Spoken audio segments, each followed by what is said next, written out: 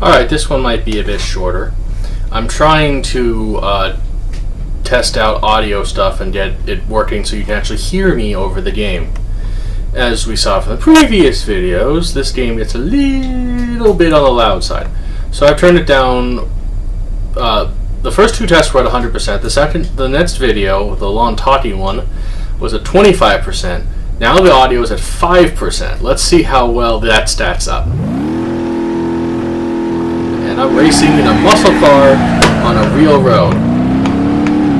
Will this make it easier or freaking impossible?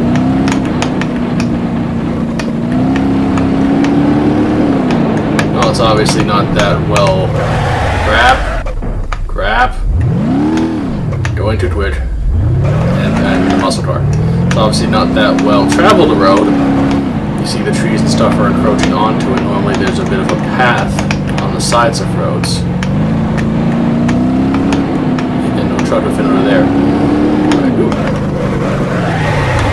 Right, turn. Thank you. Not that far. Am I stuck in a plant? Oh, for the love of crap, did I clip into a plant? I clipped it. I clipped into a plant. I clipped into a plant and now I'm stuck. Well, looks like we need to try that one again already. 3 of 16. Yep, I can already tell that this is going to go great.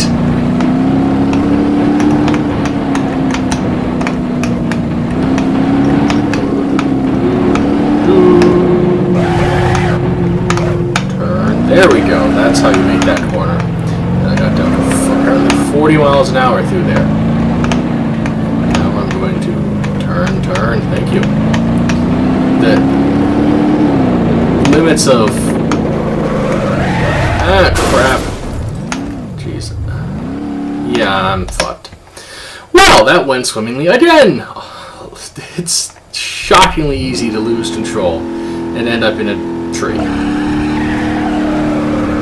I almost want to turn down damage or something, but that would be cheating. One thing else I would like is that outside of scenarios in free roam mode, you have that reset button. For those of you who have been watching my Epic Hill Climb video series, there's going to be like 12 of those, by the way. It's apparent that I need to abuse the hell out of that reset button because there's no way you're doing that in one try. First of all, there's a couple of sections where it's not even possible.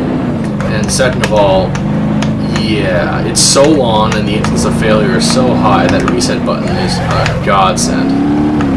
Of course, you don't get that in this. You can't even reset the previous checkpoint. If you screw up in a scenario, you have to restart the scenario. Which for longer ones can get a little tedious, especially when it's so easy to screw up. And the fact that, like the other rally car, this thing seems to be utterly incapable of turning while I'm on braking. There's supposed to be a tuning menu. I haven't really done that yet. Maybe if I put the brake bias towards the rear wheels, I can still turn while braking. But that would be more. That would make it more like a power slide tool. But so right now it seems that it's over the whole. I cannot turn while braking. So it's if I want to turn, I should not be accelerating or braking, just turn. Like, do one of the three. Be accelerating, be braking, or be turning. Not accelerating, braking, and turning. Well, you never want to accelerate and brake at the same time, but you know what I mean. Accelerate, brake, or turn. Don't accelerate and turn, or brake and turn, or you will be in for a bad day in this game. Still, it's very pretty. And I suppose it is realistic, too. I mean, if I was going like 55, and I started to skid that I did, and then I headlong into a tree, the car is not continuing. There's no bond. Oh, I'm going back again. Real races, like you see those races where they're trading paint and bonding into stuff when they do like the technical courses, they're not going anywhere near this fast. Fuck. Yeah, I'm boned. Am I boned? Tell me I'm not boned. Maybe I'm not boned. Hey, the car's still moving. It's pretty close to boned, though. Anyhow, as I was saying, in real races, when they're bonding into each other, they're only going like 20, 30 miles an hour. They get higher on straightaway, sure, but a lot of the type technical stuff, they're really not going that fast. Which is, geez, the front of the car is bent up. I'm turning left and I don't want to. So the general impression that you're going super quick is really not true.